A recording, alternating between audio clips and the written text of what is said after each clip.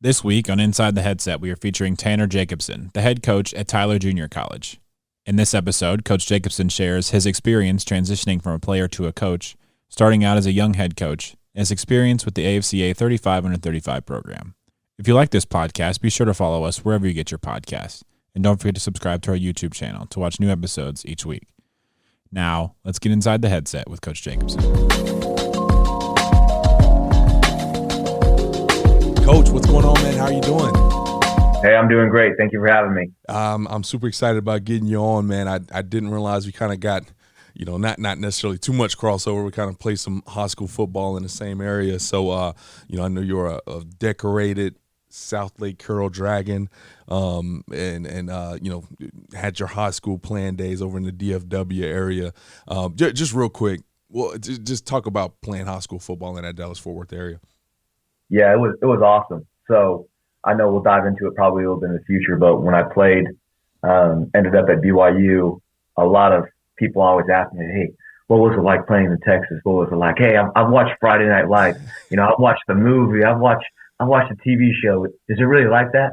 And I said, every single detail is exactly like that. You know what I mean? So it was really amazing. The biggest thing was the coaches and mentors I had growing up. Even from Little League, I was being coached by guys who were in the NFL.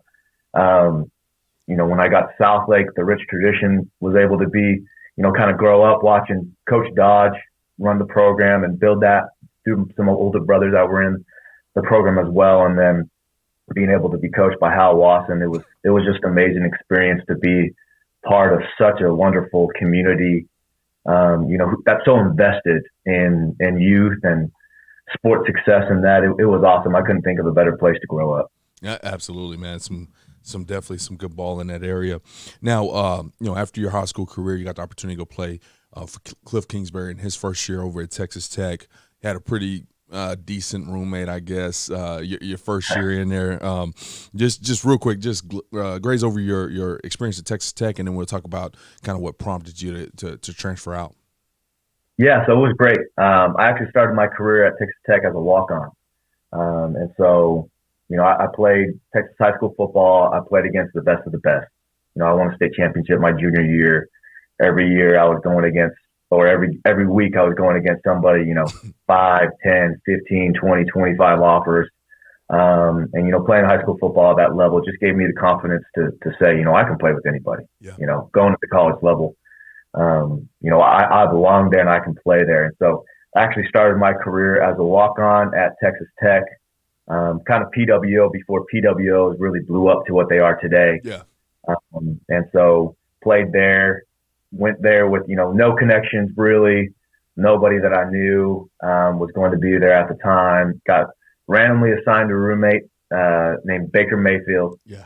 And that was amazing. We were in similar circumstances. Both kind of a chip on our shoulder, knowing, hey, we viewed ourselves as under-recruited.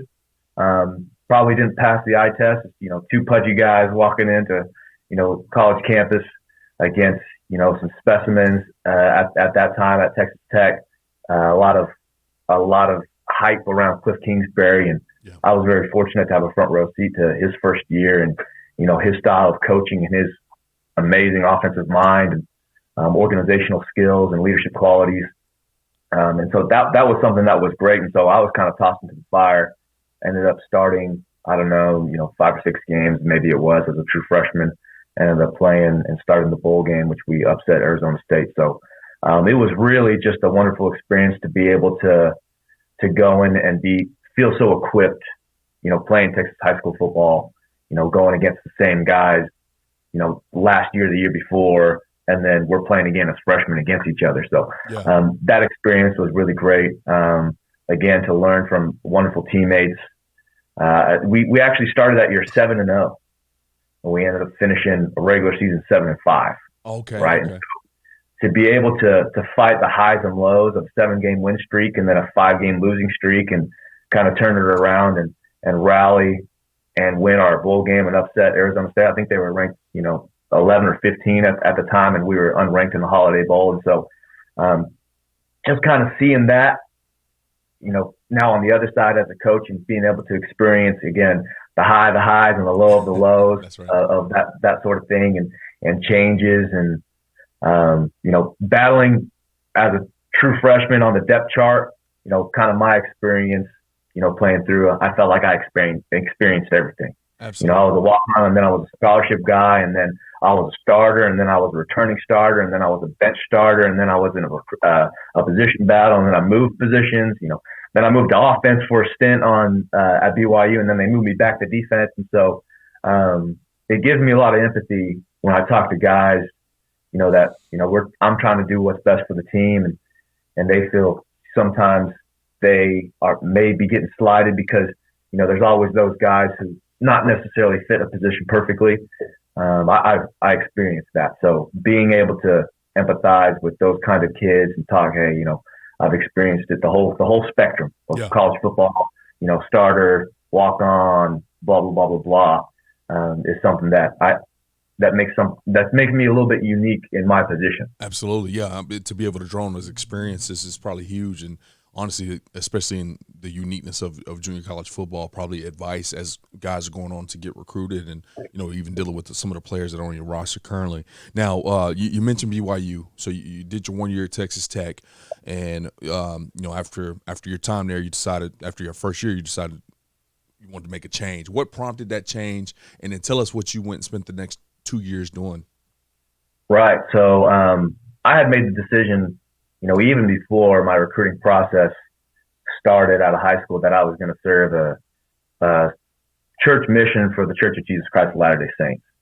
And so that was something that I was going to stick to. And that's something that, is something that I carry with through my life, is that I stick to my beliefs. Right.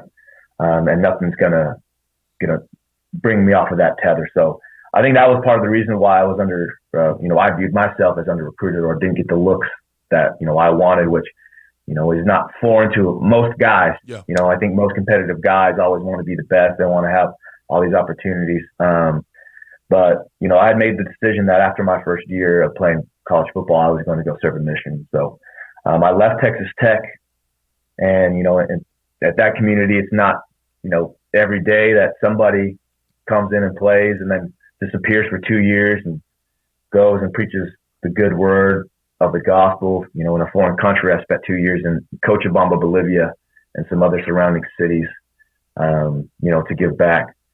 And came home. There was a lot of turnover on the Texas Tech staff when I was coming home, right? And so I think Cliff Kingsbury was actually one of the only coaches still there, just 2 years removed, right? And so I kind of looked at it as one of those things where, if I go back to Texas Tech, I could potentially be starting over from scratch. Yeah. If I go to BYU, I'll definitely be starting over from scratch. And coming out of high school, it came down to going to BYU or Texas Tech. I was definitely the black sheep of my family because both my parents, my older brother played at BYU, had just finished at the time. I had 4 siblings also go to BYU. So I was the one, Lone Ranger going to Red Raider land. And so that was always on my mind as something that could happen. And then just the structure of BYU dealing with return missionaries more often, return to play protocol, from not doing nothing, for 2 years. I've got a picture of me. I took a pole, that's like a stop sign, right? And I put concrete on one end and concrete on the other to give myself a dumbbell because I didn't have access to a gym or anything like that. So, I was doing hang cleans and squats, and, as a missionary, you work in pairs. And so you have somebody that you're working with. And at that time, I was paired with somebody from the Dominican Republic. And, he was looking at me just so crazy. He's like, what is this gringo? What is this gringo from America doing down here, throwing this bar around? And so it was a wonderful experience and something that really equipped me for life and my opportunity right now to be a head coach. Yeah. I had an opportunity to serve in a number of leadership positions during those 2 years of service. And, I led teams of 8, 16, and then was actually the assistant to the president of the mission with 256 missionaries. So, budgets, travel, leading organization, delegation, figuring out how to follow up when things need to get done at a huge scale, starting with the president going to me and then trickling between zone leaders and district leaders of teams of, going from 32 to 16 to 8 to 4 to 2, right? That whole organization element was something that was really beneficial to me at this point in my career. Yeah, no doubt about it. When you listed, if you really didn't say you were on a mission, it sounds like you were already coaching. You start talking about travel and budgeting and leading these position groups and the sides of the ball and all that kind of stuff. Definitely some correlation there. All right, and so you do your 2 years. You join BYU as Kalani Sitake kind of takes over the program. You already kind of made mention you're bouncing around. You're on both sides of the ball. You just had a ton of experience, 2 different coaching staffs. Honestly, that probably well equips you to kind of slingshot you into the profession, just to have a bunch of people that you've had the opportunity to play for and listen to coach and help you develop as a coach. When did you know that you wanted to be a part of the coaching profession? When did it dawn on you that this is your calling? Right. Going way back. Going back to my South Lake Carroll days, I was the ball boy for the state championship run that they had, 4 years, 3 titles, 72-1 or whatever it was. I felt like I grew up as a coach's kid without being a coach's kid. So if you would have asked me in 3rd grade when I was wearing my Matt Leinart number 11 jersey, walking through, one of the elementary schools of South Lake Carroll, I would have said, I wanted to be a college football coach. Yeah. And then, as I grew up and matured and thinking about life with the family and, coping with some of the realities of the demands of the profession, I thought, I don't know if my future spouse, my future companion would be, kind of down for that life and something that she would want to experience. And I got married during my playing days at BYU to my wife, Beth, and she was a former athlete as well.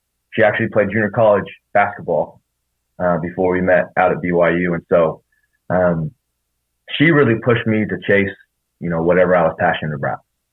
And at that point, I thought it was, going to the business field and making the impact in that time. And when I was graduating, coming towards my end, playing time at BYU, let me finish out my degree with a scholarship.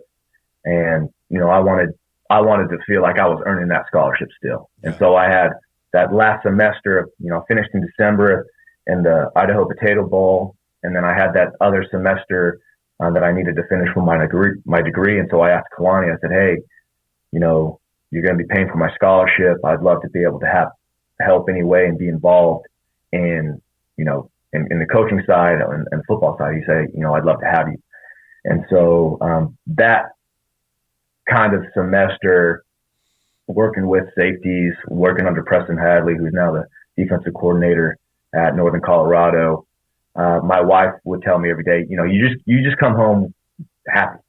You wake up and I can tell that you're passionate and you're ready to go, ready to make a difference. And so really that semester, when it wasn't really on my radar, me going to coaching after kind of growing up and that being my plan, then marrying my wife, Beth, and her support, saying, hey, if you want to go after this, we'll go after this together. Yeah. And we'll sacrifice and do the things that are necessary to, kind of make this our lifestyle, was the biggest thing. And then, got into it and had great coaches and mentors at BYU that gave me a lot of responsibility, a big role as a GA. That was something that's very important to Kalani is, hey, he wants his GAs to be his former players. He wants to empower them, and he wants to give them real responsibility. So that 2020 year when we went, 12-1 or whatever it was, Zach Wilson's last year, I had the nickel, and I was coaching the nickel backs, and there wasn't another coach in the room. Mm-hmm. I would meet with the defensive coordinator, Elijah Tuiaki, and he would say, hey, I need this done for the nickels. Coach Jacobson, you go handle it. I planned Indy. I made substitutions during the game. I made mistakes. Yeah. I made big mistakes, right? And learned from it. Right.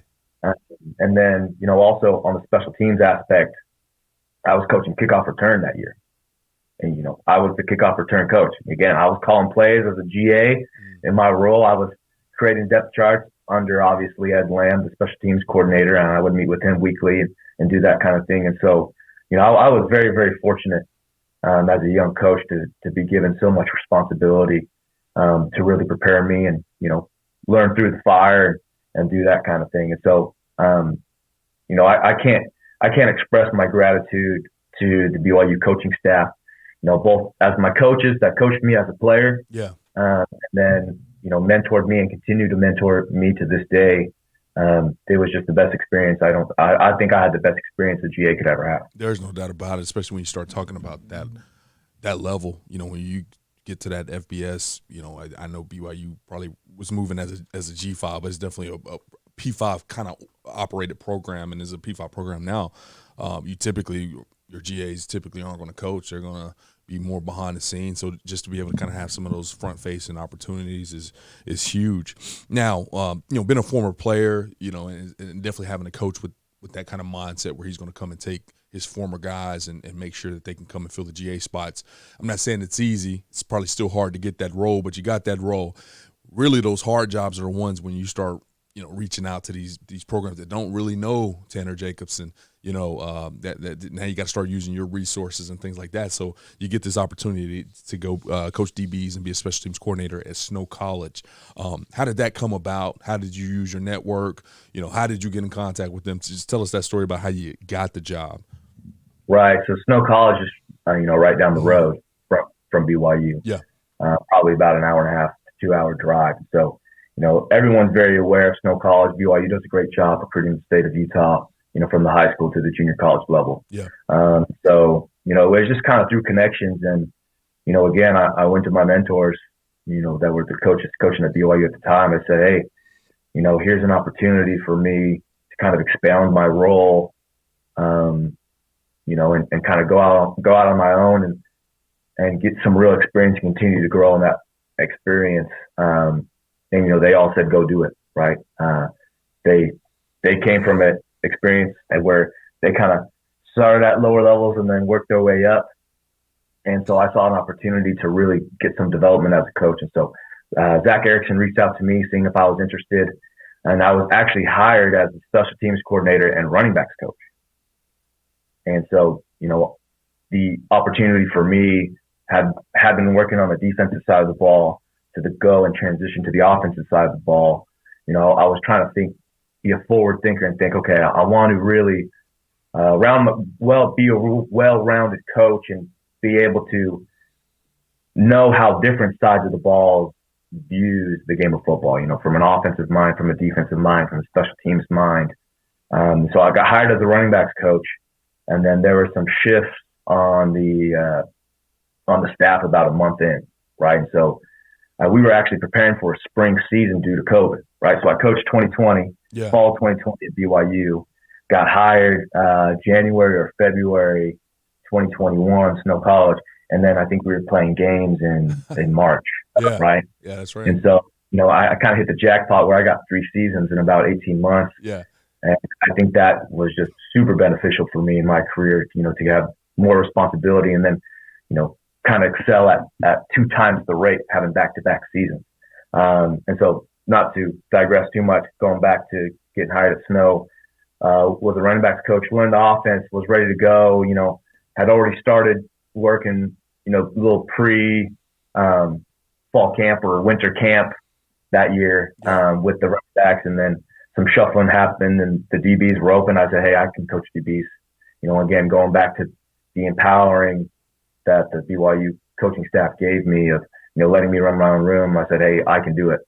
I can handle the DBs and still do the special team stuff. So it just kind of worked out that way, and I was able to work very, very closely with the defensive coordinator at Snow College at the time, Jan Jorgensen, who was once the all-time sack leader in the Mountain West Conference. And so really to dive into his football mind and see how he approached defense, having the background of BYU, and then, had shifted my mindset to an offensive coach and then back to defense was something that was great for me. Yeah. So that's I didn't know the running back part. So I mean, you were geared up to be able to be a functional, not just functional. I don't think that's the way you operate, but excel and be a great running back coach. And next thing you know, you're coaching DBs, kind of right back in that home gig. So on paper, you never coached the backs, but you were already rock and roll. And here's the most intriguing part. And so after this 2021 year, you get named head coach at Tyler Junior College. And you're 4 years out. I know you had the 2 years where you were where you went on the mission, so that kind of makes you a little bit older. So you're, 27, 28 years old, and you're named the head coach. Yep. So you're 28 years old. You're named the head coach at Tyler Junior College. And at this point in time, and I mean this with absolutely zero disrespect, you have been coaching for basically 3 years. You have been in the profession for 3 years. All right. Why on earth did they hire you? And I mean that once again, super respectfully. What made you the guy? I think it was just a perfect storm. Yeah. I got lucky. I think I'm not too proud to say that things just lined up perfectly. Yeah. I talked with Kevin Vest, who's my athletic director, who I really appreciate, who's been, the absolute man, for lack of a better term, in this whole process. Yeah. I kind of just checked the boxes of what they were looking for. They wanted a younger guy. I said, hey, that's, doesn't get much younger than me. Yeah. They wanted somebody with some junior college experience. Right. And at Snow, we had just played in the spring season in the national championship, and then went to the playoff the year before, and then wanted somebody with Division I experience, which I played and coached at. So it really was just a perfect storm. And I'm so grateful to Tyler Junior College and their entrusting of me to run the program, and Kevin Vest and the board of trustees and everybody that supports me and continues to believe in me. But I talk to that. I say that to my wife all the time. I don't know how we did this. I don't know. I don't know how we made this happen. But but again, it was just a perfect storm. And Kalani, Ed Lamb, so many other coaches I know vouched for me on my behalf during the coaching search for the new guy at Tyler Junior College. And so it just has to. It probably was mostly them, and their word, and and a lot of that. So I jokingly asked the question, why on earth did they hire you, right? And obviously, you put yourself in front of them. I'm sure you spoke well and you had the experience and this, that, and other. Like you said, you checked the boxes. So it probably was an easy hire for them.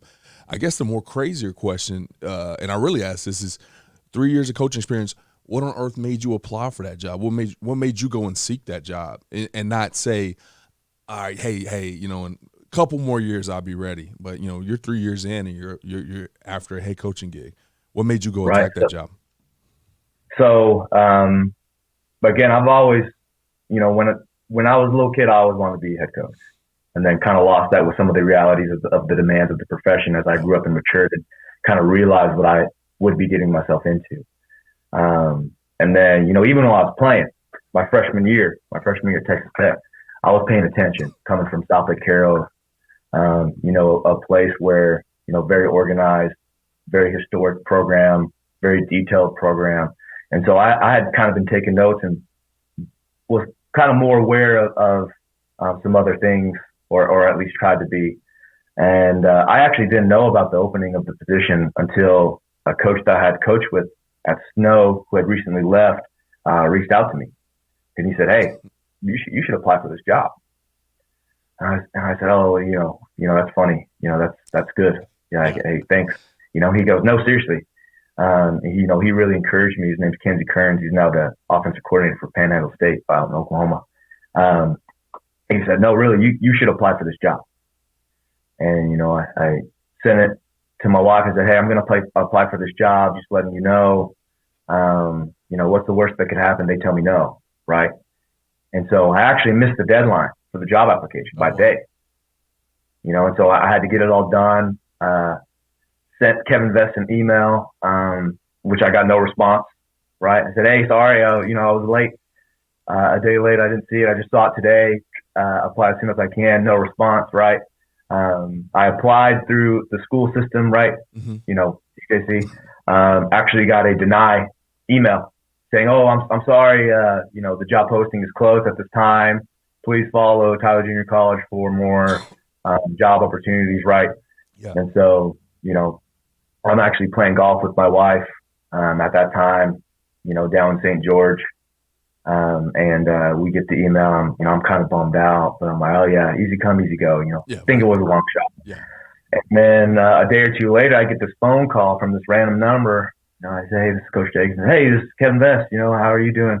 I'm kind of, oh man, like he's really calling me about this. And so that happened, and then got a crash course in interviewing from Zach Erickson, head coach of Snow College. Call my mentors, Lars Tuyaki, Connie Satake, Ed Lamb.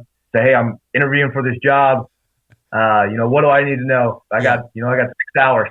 Give me your best shot. And so they really, invested a lot in me, in those 2 hours, and obviously as a player and as a coach. And so I'm just really grateful for them.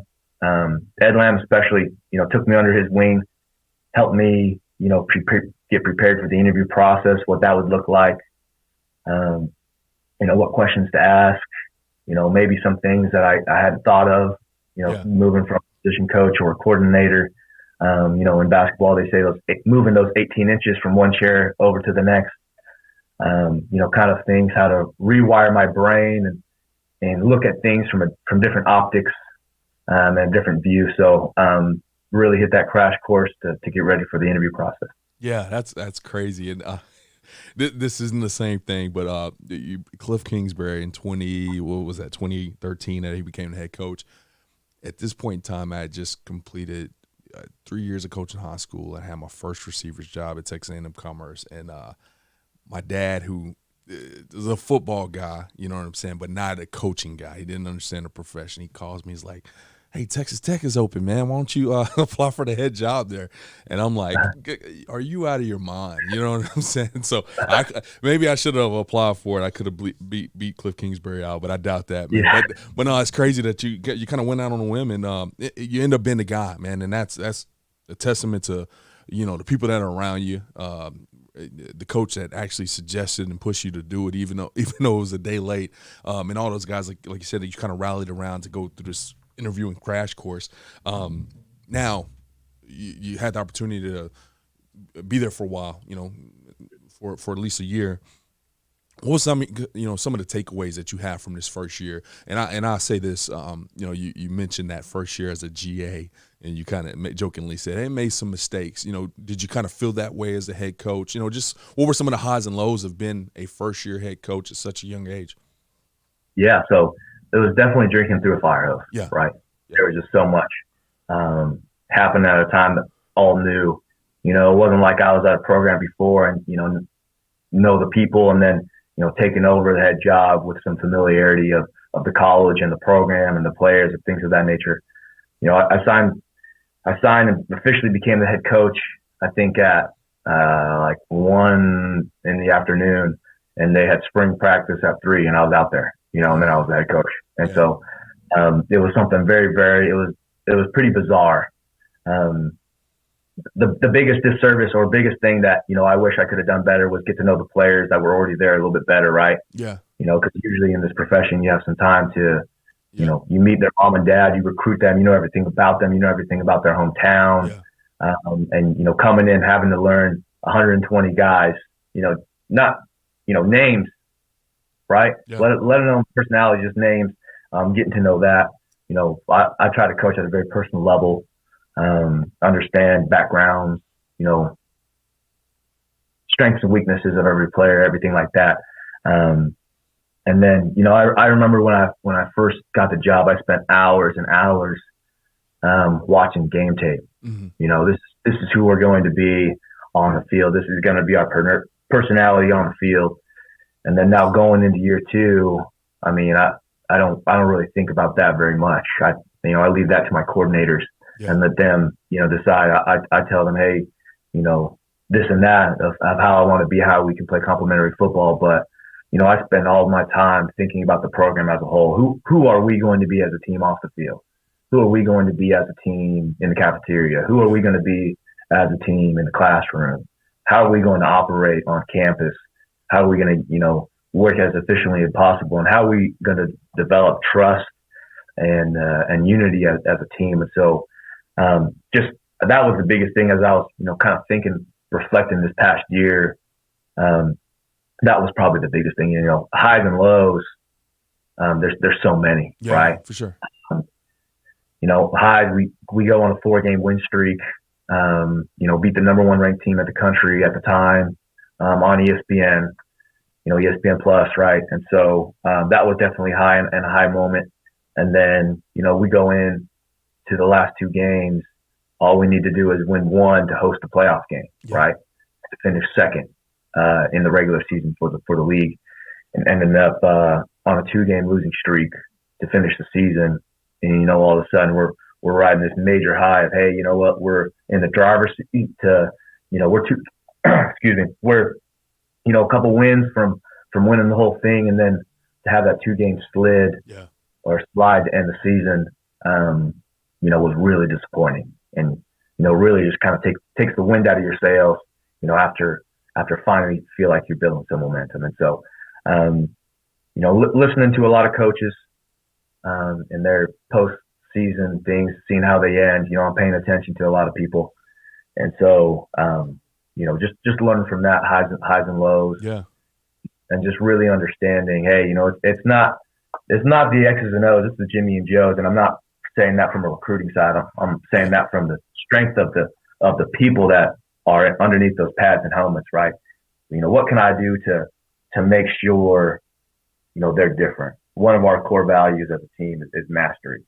And we define it as becoming the best version of yourself. So, that's really where my focus has shifted, going into year 2 is, hey, how can I help our left tackle, Carlos Slayton, become the best version of himself? Yeah. I know his strengths and weaknesses at this point. How can I pull out the best of him that he already does naturally? And how can I help him mitigate or take some of his weaknesses and stop those and make him the best version of himself? Not change him per se, right? Not try to make him, Emmanuel Renze, because they're 2 completely different players. But really, how can I make Carlos Slayton be the best version of himself before moving on to the next, Division I opportunity, because he's a Division I player. So I think that's the biggest thing that I've learned is, what players are called, I don't has tremendous value, but I think it's still overhyped, right?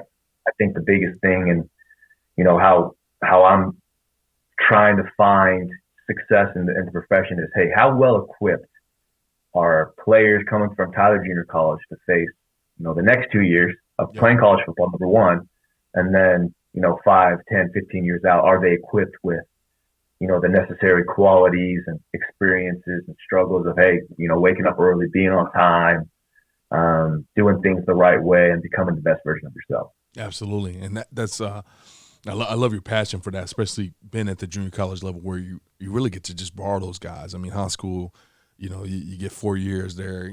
If you're a 4-year college, you get 4 years there, and you just got this really short window to be so impactful, man. And definitely appreciate what you do. And I want to ask another question here before we transition to 35 and 35, and I'll let you go. Obviously you come in, you got a game plan. You mentioned this, it's kind of changed how you're approaching and all this kind of stuff. But the more interesting thing is, you got a heck of a network. I mean, you're listing some of these guys that you're able to lean on. So clearly you're able to build a network in your short stint as a coach. But and you have to come and hire some guys. And just like any junior college or divisional level football program, it's turnover like crazy. Just at some of those programs. How did you come in and say, "This is going to be my OC. This is what we're going to be. This is who we're going to be offensively. This is my DC. This is what we're going to be defensively. I trust these guys. I want to lean on you guys, especially now as you're more hands off on the X and O's, and a little bit more on the person and player rather than the actual schematics part. How did you go about the hiring process?" Yeah, so for me, the coaching staff is just a microcosm of what your team's going to be. Yep. Right. The team's going to reflect, number one, the head coach, and then, the staff is the extension of that. And so, it wasn't easy, right? And so the nice part, what I walked into, going back to coming through, spring ball, is I was able to evaluate coaches that were already on staff, right? And was able to keep 2 coaches that were already on staff, and ended up promoting Brady Davis to the offensive coordinator position, which was in a similar situation to me, right? Was given tremendous responsibility from A.J. Smith, who's the offensive coordinator in the XFL. And so, my first day, again, dropped in to practice. Obviously, I had done some research of who was on the staff at the time, leading up to interview process and that stuff. So I get dropped on the field. And this whole time, I'm thinking Brady Davis is Austin Smith, right, the offensive coordinator, right? Because A.J. had let Brady kind of take the reins because he, wanted to empower Brady a little bit. And so I was one of the first guys that, I was like, yeah, he's ready, right? He's very similar to me. He's young. Any hiccups he could run into as, maybe just one step ahead of him, I feel like I could help him, get him ready. And then I have a list of guys that, I reach out to about being the defensive coordinator and, got a lot of no's. I got a lot of no's of guys that, were my first choice to bring in to some coaching positions. For varying reasons. Again, you talk about the turnover of junior college. It's not easy. It's not glamorous by any means, right? It's hard. It's a grind. And so being able to hire some of those guys, bring somebody from Snow that I worked very closely with, Ono Tafisi, defensive line coach, that was great. And then that's another thing that I've learned is you can't over stress or overemphasize the importance of getting a good staff of guys around you. So I'm very fortunate. Didn't lose anybody from my staff from the spring of this season. Good. Right. And so we'll be able to build off some momentum from spring to fall this year. But, I've got a lot of great coaches that I don't think will be with me very long. And so that'll be a challenge for me to replace them and find guys of that, quality character to replace them with. Amen. Well, Coach, you were part of our 2023 AFCA 35 under 35 program, and it was definitely a pleasure to have you in. I was so happy to kind of get you in there. Once again, most of the stuff I'm hearing today for the first time, and I was able to look at the bio, but reading in between the lines is such an amazing story that you have. What did that program mean to you? Why would you encourage guys to try to be involved with that and apply for that? I mean, it was just an awesome experience for the timing of me especially, right? Yeah. I had a coach in high school. He would always say, "They don't even know they don't know." Yeah. Right. That's right. After my first year as a head coach, there were so many things that I didn't know. Yep. Right. And being able to walk into that surrounded by such an amazing group of coaches and have questions and really wanting to learn and just being surrounded by so many great ideas and great leaders and great mentors. It was a fantastic experience to be able to bounce ideas off of some of those guys, ask questions, learn. I've got 5 or 10 pages of notes from that thing. So it was really an awesome experience to be able to network and rub elbows from some of those guys, get questions asked, to see how things really work from both sides.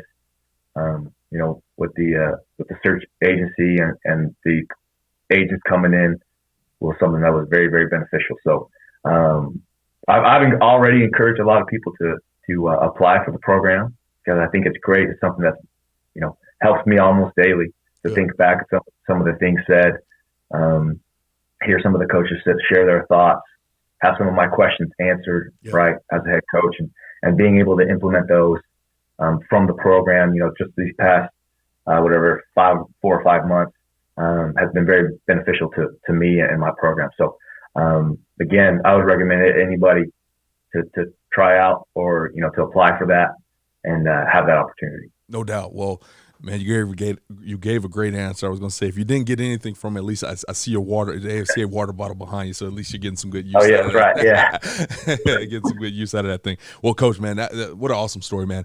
I appreciate you coming on and sharing that, and wishing you the best of luck, and look forward to seeing Nashville in 2024. But before I let you go, if you don't mind sharing your social media account, so if anybody wants to follow up, ask you questions, holler at you, anything like that, would you mind sharing your Twitter account? Yeah, so absolutely. So you can find me Coach Jacobson TJ I was trying to get TJC, but the letters count got me, right? So it's just at Coach Jacobson TJ.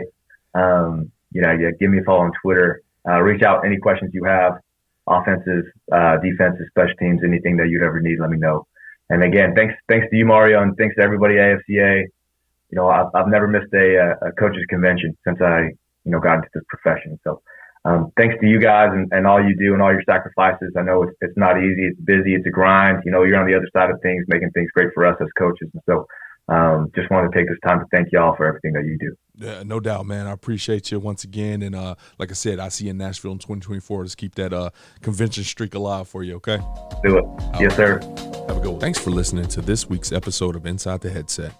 If you heard anything on this episode that you would like to learn more information about, head over to afcapodcast.com, where you can find every episode and all of the corresponding show notes.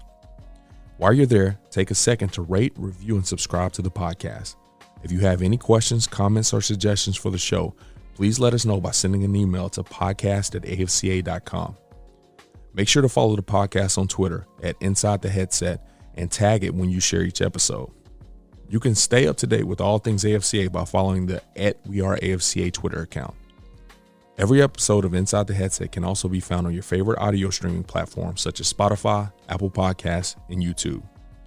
If you are not currently a member of the AFCA, be sure to find us online at afca.com and apply to join over 10,000 NFL, college, and high school coaches from around the country who are striving to be the best they can be. With an AFCA membership, you gain invaluable access to the annual AFCA convention, the bi-monthly magazine, and the new and improved digital library, which contains thousands of videos and articles contributed by hundreds of current and former football coaches. You can also visit afcainsider.com to sign up for our free weekly email newsletter on the right-hand side of the screen. It comes out every Tuesday at lunch and is filled with great articles and stories written by many of the same coaches you hear on the podcast. It's geared to help you become a better coach tomorrow than you are today. Be sure to connect with me on Twitter at Coach Mario Price. And remember, the AFCA is not just an annual convention. It is an association that continually promotes education, guidance, and networking. But it is also so much more than that. The AFCA is about celebrating the past and educating the future. It is about developing great coaches who will produce great teams and even better people. So invest in your skill set and impact today by engaging with the AFCA.